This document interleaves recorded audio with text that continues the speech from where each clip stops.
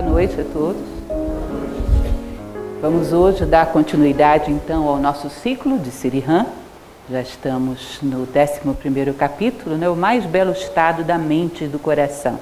Eu continuo com aquela firme expectativa de que vocês leiam o livro, estou vendo que alguns já estão lendo. Olha só, para quem ainda não conhece, o livro é esse. A ideia é que a gente, no próximo ano, comece um novo ciclo ainda, estou vendo que livro a gente vai ler, e que a gente possa aos poucos ir estimulando a leitura de um bom livro que não seja tão conhecido do público brasileiro. Então, conheçam. Sirihan é um filósofo relativamente recente, falecido em 1973, que vale a pena ser conhecido. O nosso tema de hoje, o mais belo estado da mente e do coração, vai tratar de um aspecto. Lembram que eu sempre tenho o hábito de fazer uma síntese, uma palavra ou uma expressão-chave que vocês saiam daqui com ela. É interessante para quem trabalha com publicidade, sabe que em geral a gente retém uma percentagem muito pequena daquela informação que se recebe. Então é importante que a gente decida o que a gente vai guardar. Essa palestra fundamentalmente era de uma coisa chamada vida interior, que a gente não sabe muito bem nem do que se trata, O que é vida interior? Nós acordamos, passamos o dia voltados para o que está acontecendo de fora, do lado de fora. Será que existe vida dentro de nós? Que momento nós paramos para conversar conosco mesmo e avaliar o que sentimos, o que pensamos, quem somos nós, qual é a nossa verdadeira identidade, diálogo interno, identidade, tudo isso que grandes filósofos na história resumiam como vida interior. Ele vai falar qual é o mais belo estado da mente e do coração. Ou seja, qual é o estado interno que deveríamos estar permanentemente para que a vida externa nos saísse da melhor maneira possível. E, em geral, quando temos problemas de qualquer espécie, tristeza, depressão, solidão, seja lá o que for, pensamos em mudar coisas fora. E é um pouco curiosa essa nossa concepção, porque é mesmo como se um adolescente não gostasse das suas espinhas e mudasse o espelho. É mais ou menos a mesma ideia. Se nós não gostamos do nosso rosto, a culpa não é do espelho, alguma coisa tem que ser mudada no próprio rosto. E, em geral, planejamos coisas externas. Vou mudar de vida, chega a ser um pouco engraçado. Vou viajar, vou mudar de endereço, vou mudar de carro. E, evidentemente, a satisfação que está nesse vazio interior, que nada nem ninguém do lado de fora pode preencher, vai com você para onde você for. Eu tive um amigo alguns anos atrás, que trabalhava na área de psiquiatria. Ele falava que ele atendia um grande número de deprimidos e que havia uma insistência muito grande da família para que essas pessoas viajassem. E ele costumava dizer, olha, se um deprimido for viajar, leve o psiquiatra junto, porque pelo menos um se diverte. Porque não adianta nada. Você vai levar com você o que você tem de fator interno, que é a sua resposta ao ambiente. E o ambiente vai mudar, mas a sua resposta prossegue a mesma. Ou seja, o que seria a felicidade humana, o que seria o equilíbrio humano, o que seria a capacidade de não depender das circunstâncias para estar bem. Porque, no fundo, nós temos que fazer isso. Porque as circunstâncias sempre serão mutáveis e imprevisíveis. Isso é a lei do mundo manifestado. Enquanto existir quente, existirá frio. Enquanto existir macio, existirá resistente, alto, baixo. As leis do mundo manifestado prevêem a dualidade e, a partir dela, a multiplicidade. Você não sabe o que vai haver do outro lado da sua porta amanhã, e talvez até antes dela. Não sabemos. E, portanto, temos que ter uma capacidade de resposta às circunstâncias que não nos desequilibre, que garanta o nosso estado de paz, de felicidade, de equilíbrio emocional. Uma das coisas mais difíceis que temos no momento atual, por exemplo, é uma total incapacidade de lidar com certos sentimentos, certas reações emocionais, como, por exemplo, o medo. Caímos em pânico, que é o medo de ter medo. Já perceberam isso? Quando se manifesta a sensação de medo, perdemos o controle. O pânico é medo de ter medo. Vocês vão ver que em espetáculos públicos, onde acontece algum acidente, morrem mais pessoas pisoteadas, às vezes, do que queimadas ou intoxicadas. E as pessoas não sabem lidar com o próprio medo. Ele se transforma numa manada irracional. Então, esse saber manter, saber se garantir, saber manter a si próprio em circunstâncias onde você garanta uma vida razoavelmente equilibrada e feliz, não depende de circunstâncias. E ao longo da história da humanidade já tivemos muitas formas de vida, muito diferenciadas. Vocês imaginem, de vez em quando à noite eu fico pensando nisso. Que a maior parte da história da humanidade não tínhamos, por exemplo, eletricidade. Quando nos falta a luz um dia em casa, nós ficamos com os pés e mãos atados. Não existia eletricidade, você andava com uma vela por dentro da casa, numa absoluta escuridão. E todo mundo tinha que se virar assim, e muita gente foi feliz assim. Não tínhamos muito das comodidades que temos hoje, e também muito dos riscos. A vida já foi diferente em inúmeras formas, e houve pessoas que, independente das circunstâncias, mantiveram-se humanas e foram felizes. Ou seja, de onde vem de fato a felicidade, o equilíbrio e a estabilidade humana? Olha, se depender das circunstâncias, estamos perdidos, porque as circunstâncias nunca serão homogêneas. Elas vão variar, elas vão oscilar, isso é a lei da vida. A gente teria que arrumar uma forma de se garantir, de se construir de dentro para fora. Lógico, lembrem, eu quero deixar isso bem claro para vocês. Existe uma trajetória humana muito bem estabelecida, que é a ignorância, a sabedoria, e no meio do caminho o amor à sabedoria, que é a filosofia. Se vocês virarem para mim e perguntarem, você já conquistou isso? Eu vou dizer, não, mas estou brigando. Um filósofo não é perfeito, ele tem ânimo de aperfeiçoamento. O que diferencia um filósofo de uma pessoa comum é que ele tem uma meta de sabedoria e não desiste de caminhar para ela. Mas não achem que nós temos soluções prontas, simplesmente sabemos aonde queremos chegar. Isso faz com que caiamos 1000 vezes e levantemos 1001 e saibamos continuar caminhando. Esse é o diferencial da filosofia, nos dá uma meta e um ânimo de aperfeiçoamento. Então todos nós estamos buscando isso, inclusive eu mesma. Vamos falar um pouco a respeito então desse aspecto da vida interior. Ele vai dizer, existe um estado de mente e de coração desejável, onde você pode agir dentro e fora, com liberdade, harmonia, vida e alegria, paz e repouso interior. Então é interessante que, como nós dissemos ainda há pouco, o mundo é dual. Se você tem um mundo exterior altamente imóvel, você tem que ter um centro fixo, porque senão você se perde.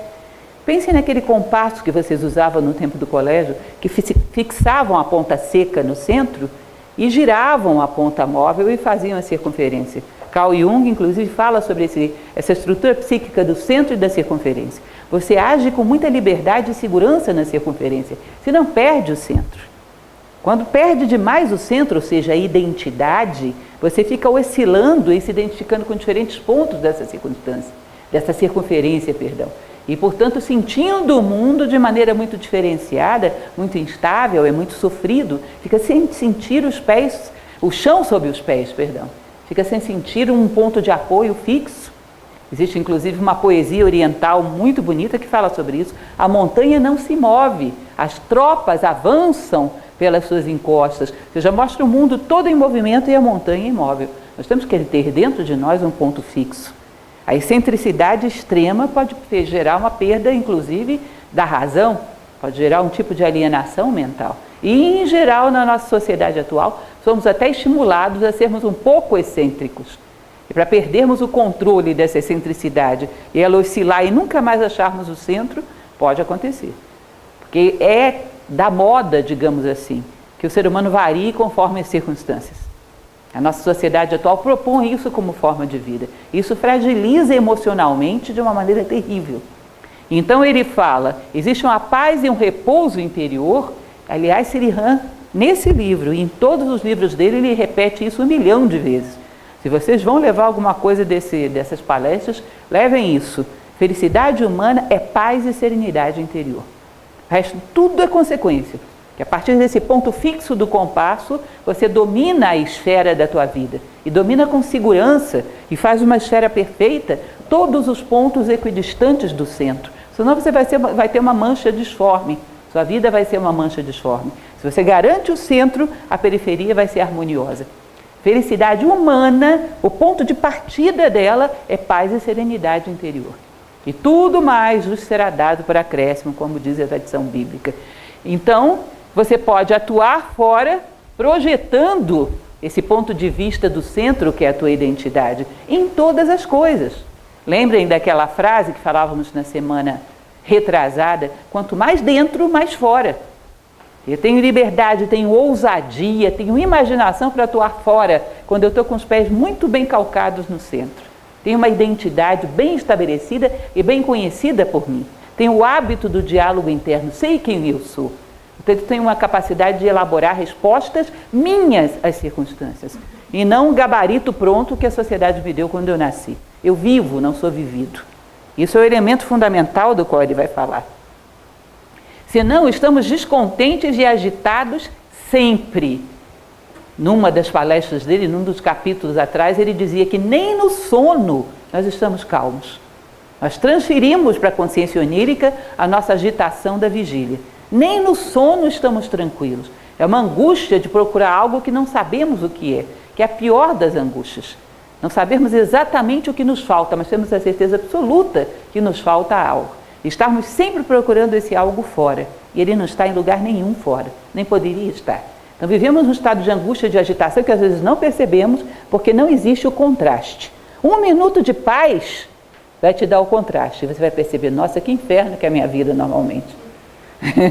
Esse é o problema de você ter um momento de consciência profunda. Você compara e nunca mais a sua vida é a mesma. Eu brincava uma vez com meus alunos e falava uma coisa curiosa, que é um problema você provar algo de muita qualidade. Porque depois tudo que você prova não é do mesmo padrão. Já viram isso? Um bom vinho, um bom café, um bom azeite, acabou tudo aquilo que você tem em casa, não presta para nada. Nunca mais aquilo é do mesmo padrão. E você não sentia nada, achava que estava ótimo, mas agora tem um contraste. Não é assim? Esses gourmets que fazem a gente provar coisas muito boas são terríveis.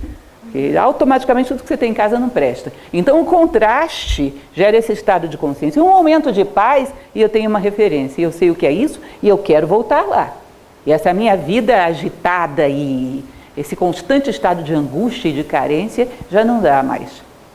Aí isso é um filósofo. As pessoas dizem, coitadinho do filósofo, está sempre buscando a si mesmo. Ou pelo menos ele sabe o que ele está buscando. Porque todo mundo está buscando e não sabe nem o que é. E o filósofo tem uma meta. E ele vai dizer, queremos apenas maior quantidade daquilo que já temos. Porque como não sabemos o que é, também já falei muito sobre isso para vocês nas outras palestras, como nós não sabemos o que nos falta, pegamos uma lista daquilo que temos e achamos que temos que ter mais. Porque são os únicos valores que conhecemos. Então, eu estou angustiado, deve ser porque esse apartamento é muito apertado. Deve ser porque o meu carro não é novo. Deve ser porque o meu salário não está à minha altura. Deve ser porque Brasília tem um clima terrível, eu tenho que ir para uma cidade melhor. Ou seja, eu colocando mais daquilo que eu tenho. Isso é engraçado e curioso. Existe uma parábola oriental que fala a respeito de um peixe conversando com uma tartaruga.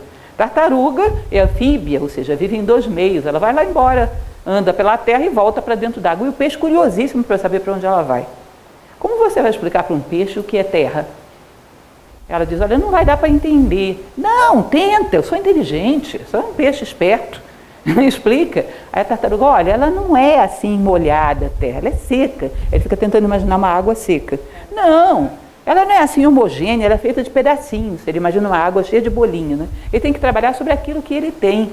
Então ele diz, se você não experimenta a paz, você não vai saber o que é a paz. Num momento de estar consigo mesmo, vai te introduzir numa dimensão nova, que aí você vai ter referência e vai querer voltar aí sempre. Percebem isso? É necessário ter a referência. Aí depois você vai ter possibilidade de reencontrar o caminho e voltar a esse ponto. Então essa é a serenidade que nós temos que conquistar. Falei para vocês, inclusive, numa dessas palestras, que já foi feito algum tempo atrás, por um instituto de pesquisa, que eu não me lembro mais o nome, aquilo que eles chamam de curva de felicidade. Houve uma época que se falava muito sobre esse assunto, quando o Butão estabeleceu aquele índice de felicidade da população. Eles fizeram uma curva de felicidade. E era um gráfico cartesiano, onde eles colocavam, uma pessoa tem 0 bens materiais. Você dá 1, dá 2, a curva de felicidade vai subindo. Chega um determinado momento que quando você dá 3, sei lá, eu tenho 2 carros, o terceiro já não me acrescenta grande coisa. O quarto já vai começar a me gerar angústia existencial. Porque eu não sei o que fazer com tanto carro, ele não está acrescentando nada à minha vida. Só estou pagando mais IPVA. Não é isso? Aí começa, chega um determinado momento que quando os bens vão aumentando, é assim, sobe até um certo ponto, estabiliza e começa a cair. Aí é comum que você tenha pessoas que têm um certo nível de bens materiais muito elevado e começam a ter depressão e angústia existencial. Porque já não sabe mais para onde correr. O que ele possa imaginar de quantitativo já tem, e o qualitativo não mudou. Então para onde que eu vou agora? Isso gera uma parede sem alternativas praticamente. E ele vai falar que essas pessoas, quando entram nessa angústia existencial sem perspectiva, esse é o drama da nossa sociedade atual, gente. Um dia eu ainda acredito que a medicina já está começando a roçar isso, ela vai fazer voltas e vai chegar lá. Um dia ainda vai concluir que a maior parte dos males físicos que nós temos vem de uma angústia psicológica sem fim, que paira no ar na sociedade atual. Uma falta de perspectiva, um medo de parar e pensar em si próprio, pensar na própria vida e não encontrar nada. Então, uma constante fuga para fora. E aí as circunstâncias não correspondem ao que a pessoa espera, ela começa a se vitimizar. E, em geral, é um ciclo psicológico constante. Aí começa a gastar, procurando se distrair com coisas do mundo, ou viciar em um monte de coisas para não ter tempo para pensar em si próprio. Um monte de fugas, que aí vai acarretando males físicos, psicológicos. Mais cedo ou mais tarde vamos concluir que os males modernos, a maior parte deles são psicossomáticos, por angústia existencial. E uma das coisas que decorrem disso é você começar a agredir os demais porque está descontente consigo próprio. A consciência, como ela não quer assumir as suas próprias responsabilidades, ela terceiriza. Ela começa a achar culpados. E existe um mecanismo de válvula de escape que vocês já devem ter visto. Aquela pessoa que estoura, briga com todo mundo, aí fica calma, tranquila, descarregou. É só olhar para ela, ela não estava irritada ainda há pouco? Aí botou todo mundo dentro de casa irritado, ficou calma. Vocês já viram isso? É muito comum acontecer também. Briga, causa uma confusão, bota todo mundo mal, aí ela vai mexer com os passarinhos da casa, com os cachorros, está tranquila, já fiz minha parte. Ou seja, descarrega agredindo. E diz que essa é uma válvula de escape mais comum do que imaginamos. A agressão que vem de você ter que agredir alguém porque está muito descontente. Esse alguém era para ser você mesmo. Então, terceiriza, espelha, joga do lado de fora. Essas são as raízes que estão por baixo da terra dos nossos problemas e que em geral não vemos, né? Expressamos qualidades que se fundem reciprocamente, sem compulsão. E isso é uma outra coisa. Listinha das coisas que eu quero que vocês levem dessas palestras. Se couber mais essa na bolsinha da memória, coloquem. Um ser humano não tem uma, duas, três qualidades. Em geral, ele tem uma qualidade, que é vida interior e estar em paz consigo mesmo. E isso se expressa, conforme as circunstâncias, de inúmeras formas. Vocês podem conceber uma pessoa que é profunda, serena, está em paz com a sua própria consciência e se expressa com generosidade, mas com justiça não. Com amor, mas com bondade não. Como poderia ser isso? Não parece estranho? No fundo, nós sabemos que todas essas coisas são simplesmente faces como um prisma, faces de um único centro, manifestações de um único centro.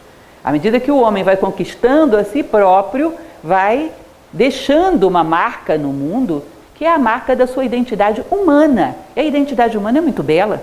Quando ela se manifesta em beleza em inúmeras formas, como um prisma, em inúmeras cores, mas que emanam todas de um branco central. E ele vai dizer, paz, cuidado, porque paz não é indolência, paz não é passividade. Pense numa coisa complicada, como dizem os meus queridíssimos paraibanos, pense numa coisa complicada. É essa confusão que nós fazemos hoje em dia entre paz e passividade. Um cidadão pacífico é aquele que não faz nada. Não, isso é um passivo. Paz é como se fosse a vida é muito pacífica.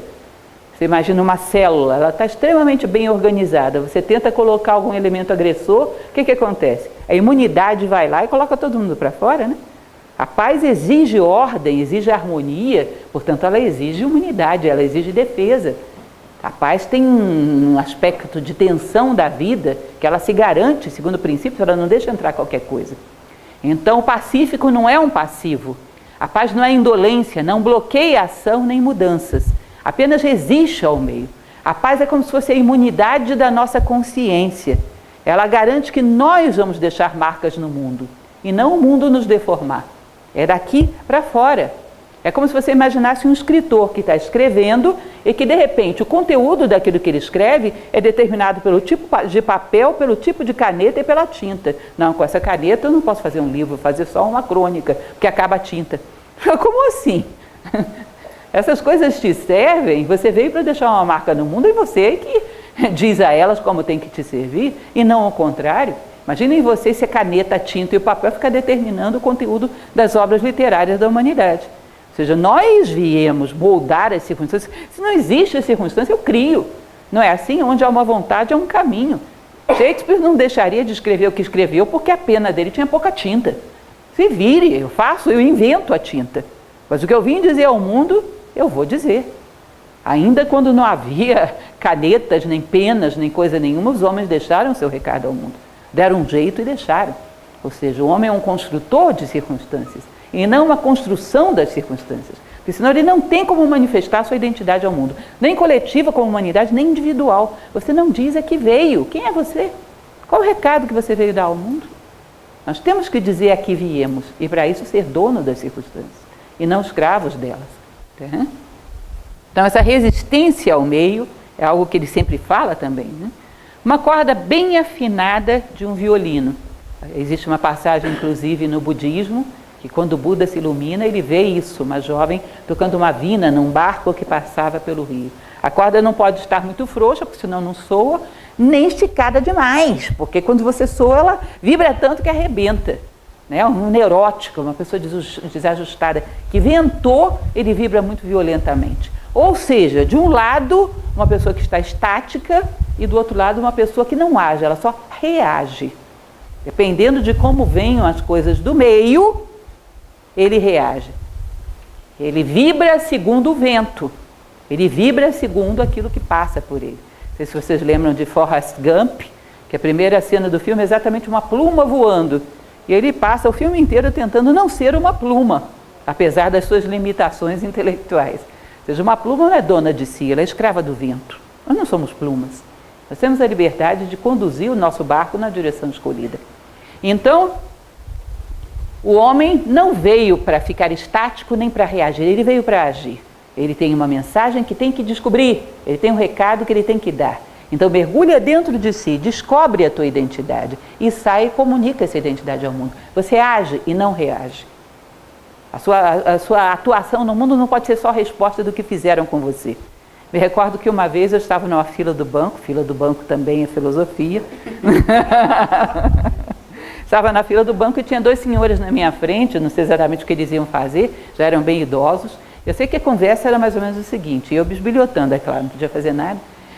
Eles conversando, olha, sabe, fulano, você sabe que quando eu era jovem eu queria ter ido para fora do país, mas aí meus pais não quiseram. Aí logo depois eu casei, eu queria ter feito tal coisa, vivido no campo, a minha esposa não quis, vieram os filhos, tinha que ter colégio, tinha que ter hospital. Aí logo depois eu comecei a trabalhar, eu queria ter feito um curso universitário de não sei o quê, mas o meu chefe precisava de outra coisa, então eu fiz o que ele precisava. Ou seja, a vida dele era o que tinham feito com ele. Não tinha uma ação que ele relatasse que fosse protagonismo. A vida dele era o que tinham feito com ele. Sabe a história da bolinha de bilhar? Você mira, puf, aquela caçapa. Ela não tem a liberdade de chegar e dizer, vou rolar para aquela caçapa. Ela rola para onde aí empurram, e se tiver errado, culpa do taco. Não é assim? Vitimização, transferência de responsabilidade. E a vida se resume a isso. E o que você tinha para dizer para o mundo? Não sei, deixa para outro. Ninguém vai dizer ao mundo o que você tinha para dizer. A tua identidade é única e irrepetível. Então ele vai continuar dizendo, a ação deve ser livre expressão do ser interior. A ação deve ser livre expressão do ser interior. Já que eu estou lembrando de filmes, eu me lembro muito bem de um que também gosto bastante, que é 1492, A Conquista do Paraíso. Aquele filme, para quem não sabe, é a vida de Cristóvão Colombo, que foi escrita à época pelo seu filho. Alguém assistiu esse filme? Lembram que começa o filme numa cena muito bela, ele estava descascando uma laranja com seu filho à beira do mar. E ele diz, meu filho, uma coisa que eu quero ensinar para você é que você seja capaz de ver com seus próprios olhos, ouvir com seus próprios ouvidos. Você vai ouvir todas as pessoas dizendo que o mundo é plano. Agora olha aquele barco se afastando no mar. Você percebe que se o mundo fosse plano, iria ficando todo pequenininho, virava um ponto e sumia? Vê o que vai acontecer. Aí ele mostra a laranja. Primeiro some o casco. Depois vão sumir o timão, as velas mais baixas e por último aquela bandeirola que existe lá em cima. Você percebe que isso é uma nave se deslocando numa superfície esférica? E o filho olha, é mesmo. Pois é, veja, por você mesmo, com os seus próprios olhos, por isso você tem olhos. Ouça com seus próprios ouvidos, Por isso você tem ouvidos. Vocês acham que a mensagem cristã, quando Jesus Cristo diz que quem tem olhos para ver, que veja, quem tem ouvidos para ouvir, que ouça, ele está falando de olhos e de ouvidos físicos? Provavelmente não. Um mestre de muito alto grau para falar de coisas tão simples? Né? Provavelmente não. Então ele diz, nós viemos para expressar o que está no nosso ser, dar o nosso recado ao mundo. Estímulos exteriores são como estímulos elétricos em uma cobaia. Ele fala, inclusive ele condena isso, mas é algo que acontece, experimentos científicos com animais.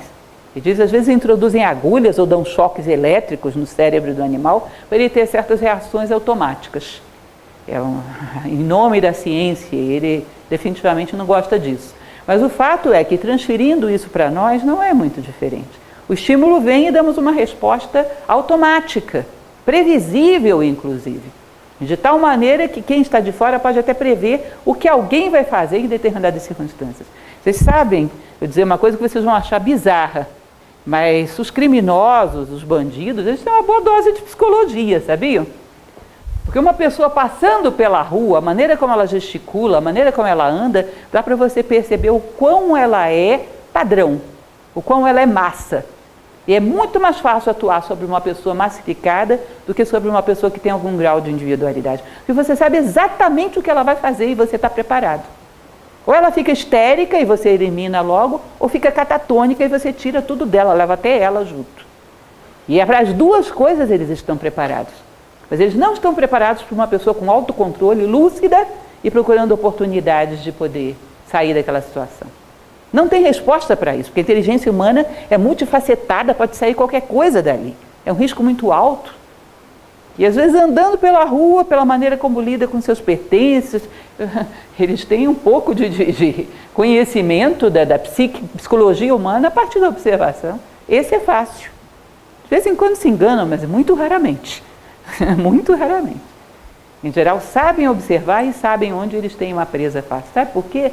Porque são pessoas reativas e não ativas.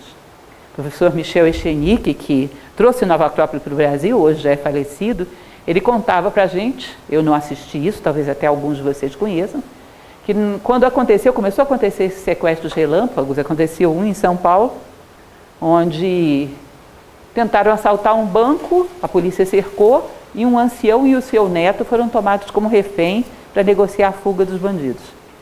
2 bandidos negociaram um carro e colocaram o jovem no banco da frente com o bandido e o ancião no banco de trás. E ele contava isso, eu gostaria muito de ver essa cena, nunca tive a oportunidade de ver, deve existir filmada, que esse ancião, ele saía para o carro junto com os bandidos, parecia que ele estava indo para um passeio no parque, abonava para a imprensa e gesticulava e falava com a maior naturalidade. Quando sentaram ele no banco de trás, diz que ele conversava com o bandido como se estivesse conversando com um colega num bar, com a maior naturalidade do mundo.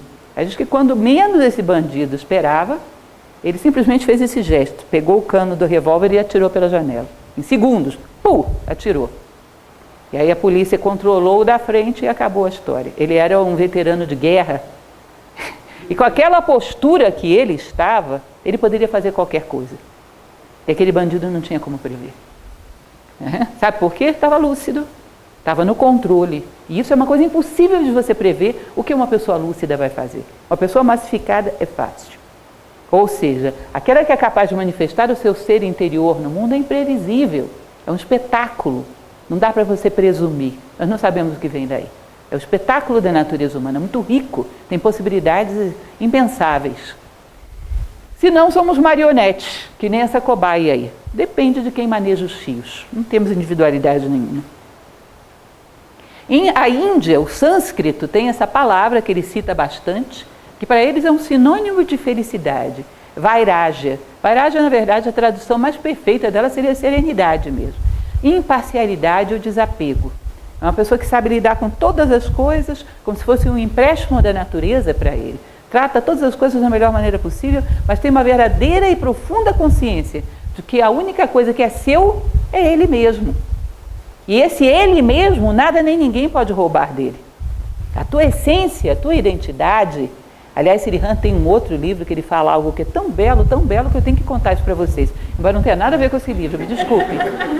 Não tem nada a ver com essa história, mas tem tudo a ver. que ele diz o seguinte: quando você tem uma palavra, um conceito, algo que você tem certeza, se chegarem 7 bilhões de seres humanos disserem para você não vão te abalar, porque dentro de você isso tem raízes profundas. Você tem certeza? Você tem certeza, por exemplo, de que existe o amor verdadeiro? Não é só uma mecanicidade, não é só instinto, não é só manipulação. Isso tem raízes de percepção muito profunda dentro de mim. Eu já senti algo dele, já cheirei, já vi mais ou menos o que é. Eu tenho uma experiência profunda de amor. Chegarem 7 bilhões para mim e disserem, não existe amor. Ah, tá bom, respeito a opinião de vocês, são muitos, eu não vou brigar com 7 bilhões. Mas não mudam. Ele diz que quando você tem isso, pode ser qualquer coisa, uma palavra, uma ideia, você tem uma barca. Lembra aquele simbolismo egípcio da barca de Ísis? Você tem uma barca, através do qual a sua consciência pode viajar pela eternidade. Quando a sua consciência perder essa barca, esse veículo, você tem uma barca. A tua consciência não vai perder a base, ela não vai se perder no tempo, porque ela tem algo que transcende o tempo, uma certeza, uma verdade, e você já se garante. Você já transcende o tempo. Vocês imaginam isso? As águas da eternidade vão te abrigar se você tiver uma barca. Algo que você concluiu por uma experiência profunda e que nada nem ninguém pode roubar de você. Você não se perde mais. As águas da eternidade vão receber a sua barca e você não afunda, não naufraga. Não é interessante isso? E ele diz de uma maneira assim altamente poética, construa a sua barca. Em suma, a sua vida não é muito mais do que isso. Construa a sua própria barca. Uma coisa que seja. Você tem que ter de experiência profunda interior, tua. Intransmissível, impossível de ser tirada de você. A eternidade está aberta. É a barca de milhões de anos dos egípcios. Bom, ele vai dizer então que a reação ao prazer, e nós podemos perceber isso, gera automaticamente um desejo que nos prende ao objeto. E essa reação é que vai fazer com que nós fiquemos frágeis. Porque nós podemos perfeitamente ter prazer com as coisas, mas não achar que elas são nossas, nem ter medo de perder. Porque quando você tem essa ideia, é belo, é meu, o objeto te prendeu. E de uma certa maneira você é escravo dele. E agora, para onde ele for, você vai correr atrás. E se você perdê-lo, vai sofrer. Percebe? Automaticamente ele te escravizou. Quando você lida com as coisas, é normal que elas nos deem prazer, que elas nos deem satisfação. Mas quando elas te geram posse, automaticamente elas te escravizaram. Posse ou medo. Isso de jeito nenhum. Um pânico de tal maneira que eu não sobreviveria a viver uma coisa assim. De alguma maneira isso te atou. Ou seja, algo que para você é mais importante que a tua essência. De qualquer maneira, não. Se eu tiver que abrir mão da minha essência por isso, eu não abriria. Tá bom que eu vou evitar isso quanto eu puder, mas se eu tiver que viver isso ou me corrompo, eu não me corrompo. Não sei se vocês entendem isso. Mais uma vez, repito, estamos colocando isso como um referencial de sabedoria. Não estamos dizendo que ninguém aqui conquistou isso. Sempre conto nas minhas aulas um caso, porque uma tradição que eu gosto muito, que é a tradição do povo Inca. Vocês sabem que os Incas foram derrotados pelos espanhóis. Algumas centenas de espanhóis com Francisco Pizarro derrotaram milhões de Incas. No momento em que o Império ainda era muito forte. E foram jogando, usando todo tipo de jogo sujo, atacando população civil, massacrando mulheres e crianças quando os guerreiros tinham saído para a batalha, destruindo alimentos, queimando plantações, fazendo coisas que os Incas não faziam.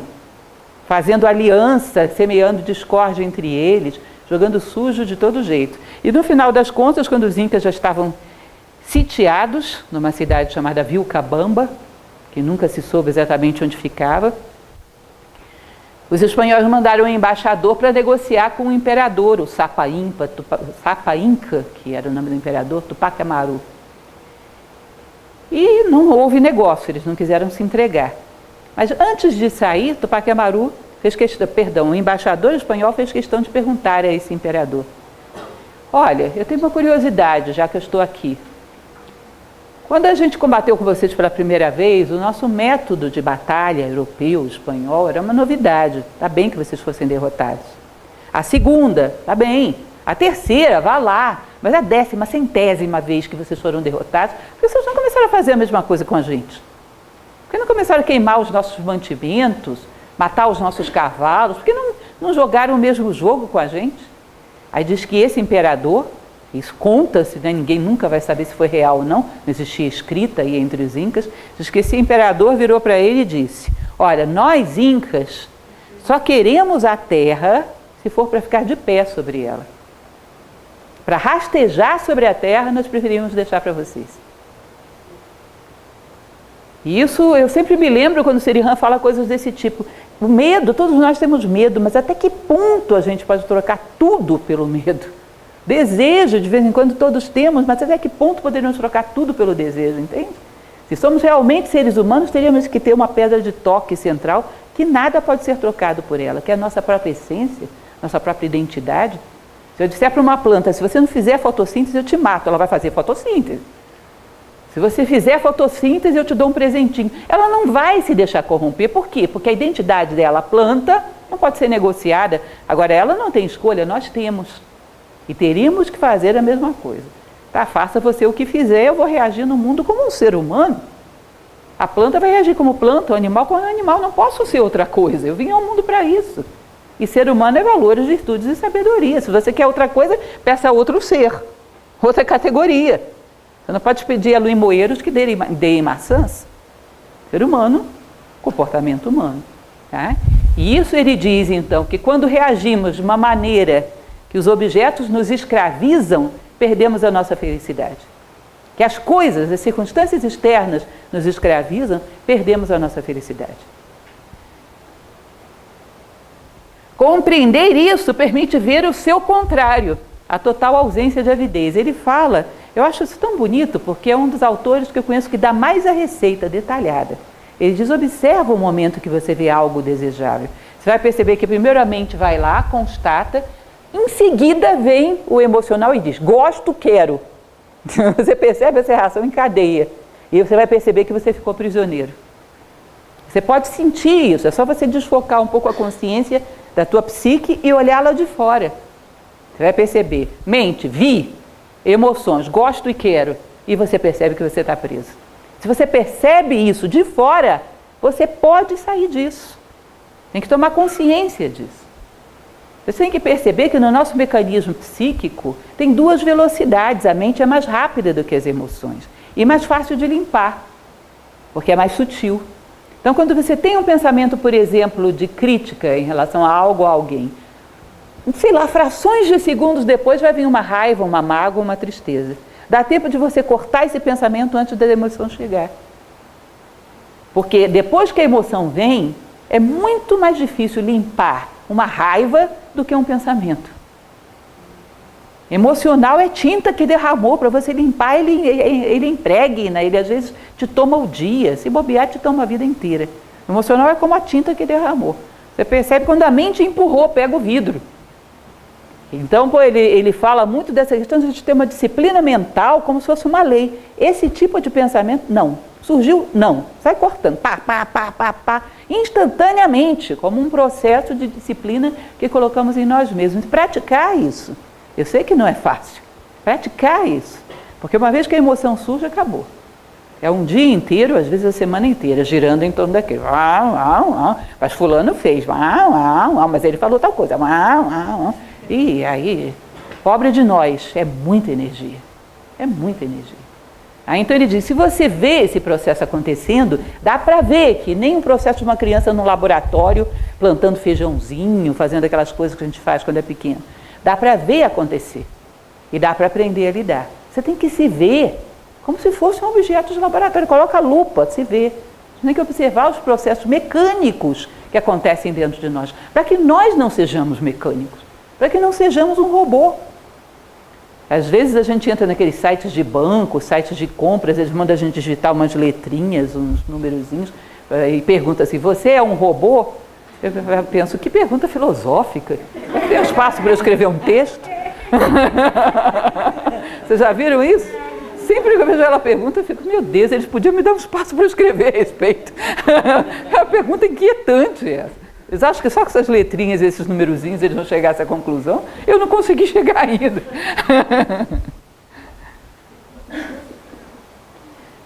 Preceito budista, não roubar. É interessante porque ele cita, existem preceitos dentro do budismo para o público em geral para o homem comum e para os monges, onde é muito mais exigente. Para o homem comum existe esse preceito aí, não roubar. Mas mesmo esse preceito, ele é mais sutil do que a gente pensa. Porque não é só não roubar coisas físicas, é não roubar a atenção, não roubar o tempo, não roubar a paz do outro, não roubar os méritos do outro para querer ser visto a qualquer preço. Sabe aquela história da pessoa que qualquer coisa que se faça, mas a ideia foi minha. Ah, mas se não fosse eu, isso não tinha saído. Ah, mas ele aprendeu isso de mim. Ou seja, você sempre tem necessidade que o mundo gire à sua volta, tirar da sua fatia em tudo, uma necessidade fora do comum de projetar sua personalidade acima dos demais. Isso é um roubo. Esse tipo de roubo, que acontece em vários planos, quanto mais sutil, às vezes mais doloso, mais complicado, que vem de uma necessidade desesperadora de estarmos acima dos demais. Essa necessidade nos faz tirar do outro para que eu tenha mais do que ele. Em algum plano eu vou tirar. Se eu quero me projetar a qualquer preço, em algum plano eu estou roubando de alguém. Para que a minha personalidade esteja acima, eu tenho que roubar o banquinho do outro. Senão eu fico do mesmo tamanho que ele. E o que é esse banquinho? 1000 possibilidades. Tá? Então, mesmo esse conceito para o público em geral é um conceito mais sutil do que nós imaginamos. Agora, ele diz que dos monges, eles cobram isso dentro da tradição budista. Relacionar-se e interessar-se por tudo que é bom e belo, sem desejar nada. Onde existe beleza, me interessa. Mas ela não é minha, eu é que sou dela. Eu sirvo a beleza. Eu quero deixar um rastro de beleza no mundo. A beleza não é minha, eu é que sou dela. Existe um filme, hoje eu estou sessão cinema, que é interessante também. Para quem não assistiu, um filme francês bastante antigo, que é O Mestre da Música. Basicamente, o filme, todo ele é muito bonito. Mas existem 2 cantores líricos que disputam entre eles, e um deles se torna famoso, mas se realiza e o outro não. Aí no final, seus discípulos perguntam para ele, por que você conseguiu e fulano não? Ele diz, por uma única razão. Ele achava que a música era minha escrava, e eu é que sou escravo da música. Eu sirvo a música e não ela a mim. Eu passei a vida inteira servindo a música. Nunca tive a pretensão de que ela me servisse. E por isso eu consegui e ele não. Eu achei muito interessante, muito bonita essa cena. O filósofo tem essa mania de sair catando as coisas, os momentos de beleza. Achei muito bonito porque é realmente assim. Por que eu não desejo as coisas? Porque eu não sou dono de nada. Eu sirvo ao mundo e não o mundo a mim. Lembrem daquela divisão do amor que eu sempre falo para vocês. Parar de olhar para as coisas e perguntar, para que isso me serve? Começar a olhar para as coisas e perguntar, como eu posso servir a isso? Ou seja, deixar um rastro de beleza no mundo, eu sirvo a beleza. E não o contrário. É muito comum que um grande artista, sei lá, cantor, por exemplo, que é algo que exige de uma estrutura física do corpo. Então, dificilmente um cantor com 60 anos canta como ele cantava com 40, 30, vai se perder a voz. Em geral, não aceitam, entram em depressão. Por quê? Eles achavam que a música era deles e não que eles eram servidores. Se tivesse essa noção, bom, ensinava os outros a cantarem, servia a música. Eu servia de um jeito, agora sirvo de outro. Maria Callas, que é uma cantora que eu gosto muito, é suspeita de ter se suicidado quando perdeu a voz. Então, imaginem vocês, a música é minha escrava. Então, nós servimos a beleza. Portanto, não somos donos dela, muito contrário, pertencemos a ela. É um grande corpo onde nós servimos ao bom, ao belo e ao justo. Eu sirvo e não ela a mim. Como o bem poderia servir a mim? O belo servir a mim? Eu, essa partículazinha insignificante, o belo me serve? É o contrário. E isso dá ao homem uma segurança muito grande. Porque sempre, de alguma forma, ele pode servir. Até o último momento da sua vida e talvez até depois. Ele pode servir. Homem espiritual nada possui, embora o karma possa ter-lhe concedido o uso das coisas. Abdicar de todo o material é uma verdade espiritual materializada e degradada. Isso é pesado que ele fala, inclusive porque ele nasceu na Índia. Ele diz, aqueles sannyasins, aqueles monges, que para mostrar que são muito espirituais, abrem mão da sua casa, da roupa do corpo, de tudo, vão para um deserto, ficar mendigando comida, não tem nada e acham que isso é espiritual. Isso é uma degradação de uma verdade espiritual. Porque essa pessoa abriu mão foi da responsabilidade de cuidar das coisas. Os outros é que tem que cuidar dele. Mas se você pisar no pé dele, ele vai se irritar com você, porque não abriu mão do próprio orgulho. Não abriu mão da própria vaidade. Abriu mão da responsabilidade de cuidar das coisas. Uma pessoa desapegada não é aquela que não tem nada. Ela sabe que as coisas que por karma ela tem e necessita ter, porque todo ser humano, quem programou o corpo humano e as suas necessidades não fomos nós, é a natureza. Então você precisa de um abrigo, precisa de uma roupa, precisa de um alimento. Isso não fomos nós que escolhemos. Isso é um empréstimo da natureza que o nosso bom karma nos permitiu ter. Não tem por que abrirmos mão disso. Nem é disso que as pessoas precisam. E isso ele diz, é uma generosidade de fachada, que você simplesmente se tornou um fardo para os demais e, em geral, não abriu mão em níveis mais sutis. Em níveis mais sutis está cheio de orgulho, está cheio de vaidade, está cheio de necessidades psicológicas que são muito mais densas do que você ter um teto, uma cama e um prato de comida. E o homem espiritual sabe que essas coisas não são dele, mas foram dadas para seu uso. E usa, e não tem nenhuma culpa por isso. Não se trata, como dizia Voltaire, de ter ou não ter as coisas, mas das coisas terem ou não terem você. Lembram que ele dizia, coloque tudo que você tem na sua frente para descobrir quem é dono de quem. Eu acho muito interessante essa passagem. Então, cuidado com essa deterioração dos ensinamentos espirituais, que começa a tomar as coisas pelo literal. Porque ser muito profundo, ter muita vida interior é difícil, mas jogar minha casa e minhas coisas fora, isso é relativamente fácil. Em minutos eu faço, dou tudo para todo mundo e agora vocês se virem para me sustentar. E no fundo eu não abri mão mais do que da minha responsabilidade. É lógico que deve haver um nível de mestres muito espirituais lá em cima, que isso tenha um propósito, mas não no nosso nível. Cada coisa no seu tempo. Isso no nosso nível acaba sendo um tipo de vaidade. Liberdade de posse de objetos, de pessoas, de país e de raça. É um claro insight que se manifesta em uma vida simples e bela. Entendam isso. Sirhan, ele diz, uma pessoa que tem algum grau de sabedoria, ela gosta da terra onde nasceu, gosta dos valores, gosta da cultura, respeita isso, é grato, gosta da família, gosta da raça que pertence, respeita tudo, mas não está apegada a nada.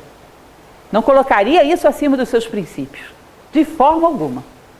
E você percebe esse claro insight, esse momento de identidade mais profunda que ele tem, que está acima de raça, de família, de momento de nascimento. Você percebe isso pelo rastro que ele deixa no mundo.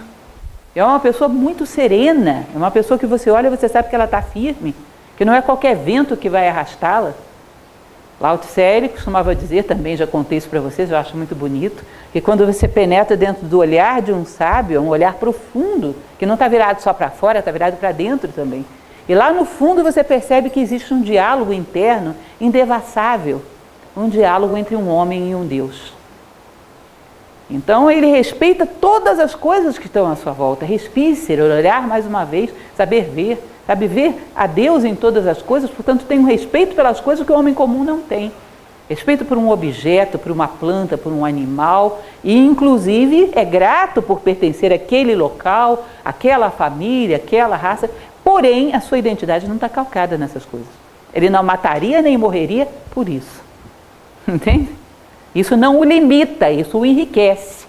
Então, eu não nasci no Brasil, toda a tradição brasileira me enriquece, mas eu não mataria alguém porque não é brasileiro, nem brigaria por isso.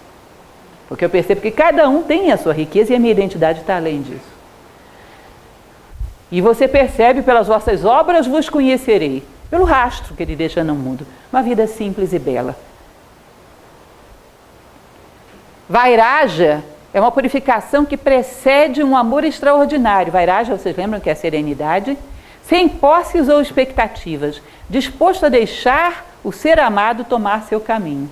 Então percebam, Vairaja, que é a serenidade, que é a base desse amor extraordinário, olha para as coisas pensando, como eu posso interferir no destino das coisas, de tal maneira que elas caminhem para o seu bem. Então, se o bem desse ser é lá, eu não vou mantê-lo aqui porque eu não quero ficar sozinha. Não tem carências. Eu encaminho cada um na direção do bem que lhe corresponde. Eu empurro as coisas em direção à luz. E não na minha direção. Isso é carência, isso é apego. Isso é querer ser amado a qualquer preço. O amor extraordinário basta-se a si mesmo. E conduz todos os seres ao seu destino. Isso é muito bonito. Ele vai colocar uma frase aqui adiante que eu acho linda. Bem Sirhan mesmo. Que ele diz... O amor é sem carências, o amor é a sua própria eternidade. Basta-se a si mesmo. O amor profundo é a sua barquinha. é a sua própria eternidade. Isso tem tudo a ver com o amor platônico. Basta-se a si mesmo. A pessoa já é plena pelo ato de amar. Ela transborda amor em todas as direções, então não existe nenhum espaço para carência. Se ela está mexendo com esse quadro, vai fazê-lo com todo o amor possível. E como ela despeja amor em todas as direções, não tem espaço para carência. Agora o egoísmo vem e pega toda essa gama de amor de 360 graus que você tem e concentra num grau só. Em cima de uma só criatura que você escolheu para amar. Você imagina 360 graus reunidos em um grau, isso é um raio laser, vai perfurar o coitado. Não é isso? Ninguém suporta. Gera um nível de possessividade que ninguém suporta, fica sufocante. O homem tem uma possibilidade de amor 360 graus. Onde ele passa, você percebe amor. Imagina como é que seria uma sociedade feita de homens assim. E esse homem não teria carência. Porque aquilo que jorra não tem necessidade de absorver nada. Uma fonte que sempre jorra não vai querer absorver água. E o homem tem essa capacidade de geração e de felicidade pelo fato de jorrar. Pelo fato de ser humano. Desapego, não agressão, autonomia, etc. É muito bonita essa passagem, prestem atenção nisso. O amor é o ápice dessas qualificações, senão frustrações, ciúmes e ressentimentos. Eu já falei para vocês sobre isso, inclusive. Você quer amar esse amor extraordinário, humano? Tá bom. Sabe o que você vai fazer agora? Vou pegar o tijolo. Não, cava um buraco. Agora, não. Dobra os ferros, coloca lá dentro, joga concreto. Mas cadê o tijolo? Na sua hora. Não é assim? Faz as fundações, aí vai, coloca a estrutura de ferro, profunda de acordo com a altura do prédio que você quer construir, joga o concreto lá dentro e vai. As bases para você um dia ter condições de colocar aquele tijolinho, amor. Tem uma série de virtudes prévias para estruturar uma psique humana para ela realmente comportar um amor verdadeiro. Eu falava para vocês esses dias, tijolinho, tijolinho, tijolinho, agora é a telha. Tá bom, agora é a telha. Eu coloquei uma fileira de tijolo, já vou querer vir com a telha? Não dá, não cabe ninguém lá dentro. Então tem uma série de sentimentos prévios, desapego, não agressão, que vem de você estar bem consigo mesmo, autonomia, não depender dos seres, porque se você depende deles, vai maltratá-los, não vai deixar que eles caminhem na direção que lhes corresponde, ou seja, o amor é o ápice dessas qualificações. Se não, é como 2 mais 2 são 4. Vem frustração, vem ciúmes, vem ressentimentos. Aí vem aquela história do amor seja infinito enquanto dure. Se fosse amor, seria infinito, ponto final. Ou seja, Platão e Vinícius de Moraes nesse assunto não se entendem muito bem. Não se entendem. Porque para Platão ser amor verdadeiro é infinito por natureza, porque é uma virtude espiritual. E no plano espiritual não existe tempo. Portanto, não tem como ele ter início nem fim. Ele é, ele é. Uhum. E isso é muito interessante, diz qualificações para amar. Essas coisas todas que eu estou falando para vocês até agora, é para um dia você chegar e dizer, agora eu amo. Senão não dá, não sustenta, não suporta o peso de um amor humano. Amor puro, incondicionado, não preso à memória ou a expectativas, sem arrependimento ou sensação de sacrifício por algo. Simples expressão do que se é. Por que eu faço fotossíntese? Porque eu sou planta. Por que eu sou instintivo? Porque eu sou bicho. Por que eu sou resistente? Porque eu sou uma pedra. Por que eu amo? Porque eu sou ser humano. Ah, porque você vai me amar também. E vamos ficar juntos pela eternidade. Isso depende de você. Faça você o que quiser e eu vou amar. Você não pode nada contra isso. Depende só de mim. Não pode estar condicionado à reação, porque senão é um investimento em mercado de capitais. Você me ama, eu amo. Esse investimento não está bom, eu vou para outro lugar para não ver isso. Isso é um plano de previdência privada, investimento, é qualquer coisa, menos o amor. O amor é incondicionado, ele não depende de você fazer nada. Ele depende simplesmente de eu ter condições de amar. Sempre conto para vocês um caos, coisas bobas, eu gosto desses exemplos bobos que são os que a gente mais grava, né? Eu recordo que minha filha era bem pequenininha, teve um problema de saúde grave, e o farmacêutico ia na minha casa dar um monte de injeções nela, todo dia. Não vou entrar em detalhes se deve ou não dar injeção antibiótico em crianças, que isso é um problema biológico que não vem ao caso agora. Mas o fato é que ela tinha pavor desse bendito farmacêutico. E ele não ficava complexado, carente, triste, ficava feliz da vida. Quando a gente passava na frente da farmácia, ela queria cruzar a rua para não passar. Ele, como ela tá bonitinha, tudo bem, tá boa ela, tá. Mas imagina se fosse um farmacêutico carente, não, ela não vai gostar de mim. Morria a guria, porque quem não quer arrumar? Que estava preparado para ser odiado, para ser desprezado, para ser temido, mas salvei a vida da menina. Já imaginaram? Médico carente? Não. Antibiótico não. Injeção, a criança vai ficar com raiva de mim. Morria todo mundo. Isso não é natural, não é óbvio? Então o amor, ele deveria não esperar senão o bem do ser amado. Se esperou outra coisa, está difícil. E a gente sabe disso, é uma questão de lógica e de bom senso, né? E aí nunca vai acontecer isso que ele fala, a sensação de sacrifício. Sacrifiquei muita coisa por você. Então devia ter feito essas coisas. Porque agora é apresentar conta. Se tivesse emanado amor porque não podia fazer outra coisa, não tinha conta. Mas como queria fazer outra coisa e sacrificou, agora tem conta. Então é um negócio complicado. Eu sacrifiquei? Não, sacrifiquei você por muita outra coisa, porque por mim eu estava o tempo todo amando, todo mundo que passa por mim. E tive que sacrificar para fazer umas outras coisas que eu não conseguia amar ainda. Mas se eu pudesse, eu amava tudo o tempo todo. Porque isso é o meu natural, isso que me realiza. Então quando eu amei você, era o momento que eu estava mais feliz, não fiz sacrifício nenhum. Não tem essa dualidade. O verdadeiro amor não tem dualidade. Eu amo por quê? Porque sou. E não tem outra coisa para fazer. Sou planta, faço fotossíntese. Não adianta pedir outra coisa de mim. Não dá. Entendem? Então isso não tem negociatas, não tem trocas, não tem expectativas, não tem passado, não tem futuro. Está no momento presente como um ser humano. Isso é muito interessante, acho muito bonito. Nem passado, memória, nem futuro, expectativas. No momento presente, como um ser humano deve estar. De tal maneira que você olha o rastro e diz, por aqui passou um ser humano. Porque você percebe um rastro de amor. Quantos seres humanos na história deixaram um rastro assim? Muito poucos, né? Infelizmente. E nós tivemos quantos seres humanos já na face da Terra? Um estado de mente e coração que não depende das circunstâncias desperta segurança, alegria e paz que se buscava no exterior. Agora você está tranquilo. Vão tirar o que de você? O que você tem é inalienável. É teu. Nada nem ninguém pode tirar de você. Tudo aquilo que pode ser tirado de ti não é realmente teu. E isso nos dá insegurança, medo, a dor e tudo mais. Então aquilo que se buscava no exterior se encontra dentro. E fora simplesmente emana-se aquilo que se é. Você dá sementes. Bom, o chão pode ser concreto, pode ser que não brote. Mas eu dei sementes. Em circunstâncias diferentes, momentos históricos diferentes, houve homens muito bons que fizeram coisas muito semelhantes. E aqui a semente pegou e ali não. Já perceberam? Porque as condições do ambiente eram diferentes, mas os dois estão muito tranquilos e felizes, te garanto. Porque fizeram o que se espera de um ser humano. E o resto, as circunstâncias, dependem de coisas que às vezes não estão nas nossas mãos. Busca de segurança gera temor. Então nós estamos sempre procurando um ponto firme fora. E fora não tem um único ponto firme na face da Terra. Isso é um problema sério, geológico talvez, não filosófico. Não tem um ponto firme na face da Terra. Não tem onde apoiar, se não apoiar dentro, você está perdido.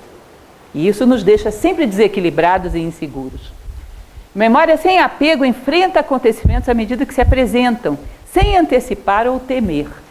A antecipação de coisas que nós não sabemos nem o que é, nos coloca na expectativa de um futuro duvidoso e perdemos um presente certo.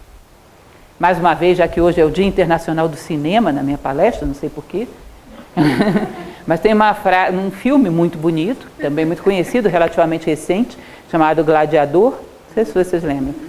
Tem um determinado momento que aquele general Maximus, que tinha se tornado um escravo, está no centro de uma arena. E vinham os inimigos por trás de uma porta. Ele junta todas as pessoas em volta dele e diz, seja o que for que venha de trás daquela porta, se estivermos unidos, nós temos chance. Eu acho aquilo tão bonito, essa porta é o futuro. Seja o que for que venha por trás dessa porta, se você estiver compacto, unido a si próprio, você tem chance.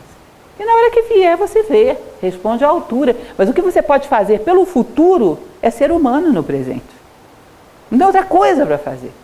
Ah, tem algumas providências práticas, posso fazer um plano de previdência? Pode, essas coisas são básicas, mas não te garantem. O país entra em guerra civil, seu plano de previdência vai para o espaço. O que garante ao homem é ser humano. Não tem outra coisa que garanta o homem. Então, seja o que for que venha da porta do futuro, esteja consigo mesmo de maneira sólida, leal, seja fiel a si mesmo. Júlio César, de Shakespeare, vocês devem conhecer essa frase, muito bonita e muito conhecida. Os covardes morrem muitas vezes, os valentes só uma vez. Onde é que o valente morre? Na hora que chega a morte, ele vê do que se trata e morre. O covarde está morrendo desde o momento que nasceu. Ih, vou morrer. Será que agora, está chegando. Olha, apareceu uma ruga, ou um cabelo branco. Que inferno. Os valentes enfrentam as coisas quando elas surgem a partir de toda a base de consciência que construíram ao longo de vários presentes bem vividos. Aí o futuro chegou, eu vivo o futuro. O que vier de trás da porta, a gente vive, mas responde como ser humano.